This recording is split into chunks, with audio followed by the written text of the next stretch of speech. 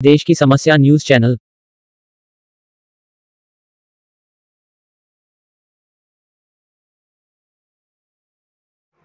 जमात-ए-उलमा हिंद मौलाना अरशद मदनी की जानिब से धुलिया शहर में नशा मुक्त मुहिम 1 फरवरी से शुरू की जा रही है। इस मुहिम की योजना बनाने के लिए 27 जनवरी बरोज बुध जमीयत के दफ्तर पे आवाम की एक अहम मीटिंग रखी गई थी, जिसमें बहुत सारे लोगों ने अपने अपने राय मशवरे से जमीयत को नवाजा, जिसके खिलाफ हम लोग आज इकट्ठा हुए हैं और उसके लिए एक मुहिम चलाना चाहते हैं।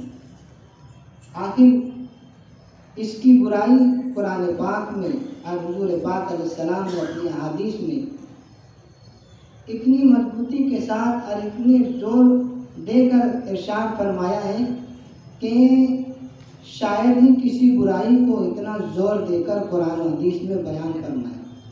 नबी पाक अलैहिस्सलाम ने इरशाद फरमाया कि शराब का आदी जब शराब पीता है तो उसके सीने से ईमान निकल जाता है। सीने से ईमान का निकल जाना ये कोई मामूली बात नहीं। मैं कह ले रहा हूँ, आप सुन ले रहे हैं, लेकिन आप सोचिए, तसव्वुर कीजिए कि उसी नशे की हालत में अगर उस शख्स का इंतकाल हो गया तो बताइए उसकी आखिरत का क्या अंजाम है। नबी पाक अलैहिस्सलाम ने एक रवायत में इरशाद फरमाया कि जो शख्स शराब पीता है, अल्लाह तबारक व तआला उससे ईमान को इस तरह निकाल लेते हैं उसके जिस्म से, जिस तरीके से इंसान अपना कपड़ा उतारता है। मुस्नद अहमद की एक रिवायत में नबी पाक अलैहिस्सलाम ने इरशाद फरमाया, जब आदमी शराब का जाम अपने हाथ में लेता है तो अंदर से उसका ईमान उसको अल्लाह की कसम देता है, उस शख्स को अल्लाह की कसम देता है कि तुझे कसम है अल्लाह की, तुझे कसम है अल्लाह की, तो इसको अपने अंदर दाखिल मत कर, इसलिए कि मैं और ये शराब एक बर्तन में जमा नहीं हो सकती। आखिर इंसान अगर अपने नशे में उस शराब के जाम को अपने अंदर उड़ेल लेता है, पी लेता है, तो नबी पाक अलैहिस्सलाम इरशाद फरमाते हैं कि ईमान उससे इस तरह दूर भाग जाता है कि 40 दिन तक उसके करीब भी नहीं आता है। अभी आमदार साहब के लड़के ने, शहबाज ने जो पेश किया है कि विश्लेषण का जो भी काम रहेगा हम लोग करेंगे, तो मैं आपको एक बात बताना चाहता हूँ कि हमने पहले से तय रखा है कि इस मुहिम के अंदर हमें पुलिस डिपार्टमेंट की ज़रूरत है और जो अलग अलग डिपार्टमेंट है, एक department of foods and drugs, क्योंकि ये जो दवाइयों का मामला है वो मेडिकल से वाबस्ता है। एक इसका अलग शोबा है, उसको फूड एंड ड्रग्स बोलते हैं, उसके महकमे की भी हमारी ज़रूरत पड़ेगी।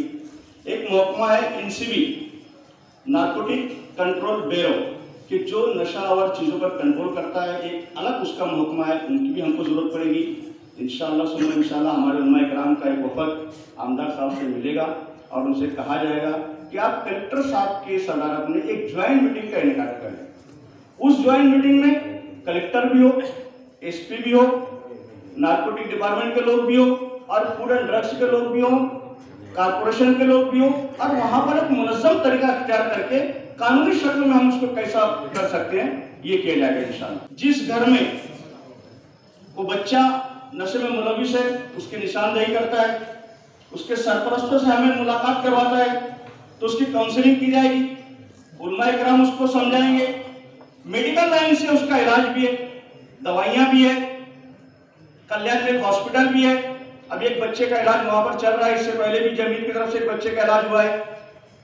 अगर मर्ज बहुत ज्यादा है, उसके सरपरस्त चाहते हैं कि हमारा बच्चा तंदुरुस्त हो जाए तो उसको उस हॉस्पिटल में भेजा जाएगा। 3 महीना, 4 महीना, 6 महीना वो लोग रखते हैं और उसके बाद में इंशाअल्लाह ताला वो उसके ऊपर काफी बच्चों पर असर हो जाता है और वो जो है नशा छोड़ देता है। वो तरीका भी इख्तियार किया जाएगा। बहुत पहले से ही हमारी कौम को ज़रूरत है। राजी साहब ने जिस तरह बताया कि ये सारे अशिया हमारे मज़हब में हराम है, मगर ये हो रहा है कि हमारे मज़हब के नौजवान खुसूसी तौर पर, बल्कि हमारे मज़हब के बहुत सारे लोग, एक अक्सर तबका इन सारी अशिया में मुलव्विस है, और जो जिन मज़ाहिब में हुर्मत का हुक्म नहीं है वो लोग इससे परहेज़ करें। तो माशाल्लाह बहुत अच्छी बात हमारे शहर की जमीयत उलमा को ये बात समझ में आई और माशाल्लाह वो लोग ने इस पे कदम बढ़ाया है। तो नशा मुखालिफ मुहिम में मैं बहुत जिम्मेदारी के साथ कहना चाहूँगा कि एडमिनिस्ट्रेशन की लाइन की जितनी भी ज़रूरियात हो, बल्कि आप वो जिम्मेदारी हमको सौंप दी जाए। तो एडमिनिस्ट्रेशन की, जैसे अभी मंजूर सर बता रहे थे, पुलिस की मदद लेने का एक ये चीज़ है, दूसरी स्कूलों के लिए परमिशन लेने का एक ही चीज़ है, और मुहिम के अंदर अफराद की मौजूदगी, ऐसी जो एडमिनिस्ट्रेशन की लाइन की जिम्मेदारी है वो अगर हमको दी जाएंगी तो इंशाल्लाह हम कोशिश करेंगे कि वो हम लोग उसको निभा सकें। और बाकी की जितने जो भी बातें हमारे शहर की जमीयत उलमा के हजरत तय करेंगे, हम उनकी मातहती में काम करने के लिए तैयार है। इतना ही बोलकर मैं अपने अल्फाज को ख़त्म करूँ। सदर जलसा की इजाज़त से सिर्फ 1 मिनट के लिए बात रखना चाहूँगा। अगर उलमा इकराम जो है मुनासिब समझे तो वो कदम उठाए, और अगर उनकी राय में अगर वो चीज़ मुनासिब ना हो तो उसे मुलतवी कर सकते हैं। मेरे ख्याल से जो आ रहा आप लोगों को चाहिए थी वो तमाम चीज़ें आ चुकी है, लेकिन उसमें सिर्फ एक चीज़, अगर एक चीज़ का इजाफा हो कि महीने में या 2 महीने में एक मरतबा पूरा शहर, जैसे एक मसला बहुत बड़ा संगीन है ही, उसके लिए हम लोग अगर पूरे शहर की एक सोशल डिस्टेंसिंग का ध्यान रखते हुए 2 महीने में या महीने में एक मरतबा रैली का एहतमाम करें, अगर पूरे शहर की, थोड़ा सा हम लोगों की तकलीफ होंगी, कारोबार का मसला आएगा, कुछ प्रॉब्लम भी आएंगे, लेकिन अगर रैली एक साथ पूरा शहर मिलकर अगर निकालें, इसको रोकने के लिए तो किन किन चीज़ों के जरिए नशा किया जा रहा है उसको ध्यान में रखना। दूसरा, मखसूस एरिया पॉइंट आउट किया जाए, वहाँ डोर टू डोर, घर घर जाकर मेहनत की जाए। हम सबको पता है कुछ मखसूस एरिया ऐसे हैं जहाँ पर ये नशे का मामला बहुत ज़्यादा फैल रहा है, तो घर घर जाकर मेहनत की जाए। तीसरा, नशा फरोख्त करने वालों को पॉइंट आउट किया जाए और उनको पास जाकर समझाया जाए।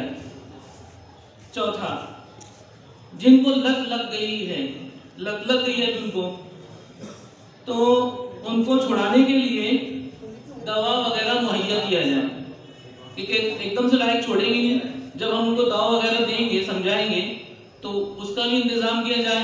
बाकायदा दवाखानों का भी कुछ इंतज़ाम, डॉक्टरों को कांटेक्ट किया जाए कि कैसे इनको छुड़ाया जा सकता है। पांचवा, जिनसे इसकी लत लगती है, नशे की लत लगती है, जैसे कि पुड़ी हो गया, अभी हुक्का भी बहुत चल रहा है नौजवानों के अंदर, तो उन पर रोक लगाई जाए। जिनसे नशे की लत लगती है उन पर रोक लगाई जाए। छठा, तो मेरी इस राय को मुतवाज़न भी होना चाहिए इसके लिए। जैसे हमारे बच्चों के लिए देखें तो ग्राउंड वगैरह खेलने के लिए सही नहीं है। ऐसा कोई याद होगा 10-12 साल पुरानी बात है, मैं कोशिश में था, जब से मेरी ये सोच है यहाँ बच्चे बैठे हुए, अगर बच्चे अगर ग्राउंड में नहीं खेलेंगे तो दूसरा क्या करेंगे? ऑटोमेटिक वो जगह नहीं खेलने के लिए, फिर वो मोबाइल हाथ में है, फिर सारी चीज़ देखेंगे, आगे बढ़ेंगे, तो वो चीज़ जहाँ पर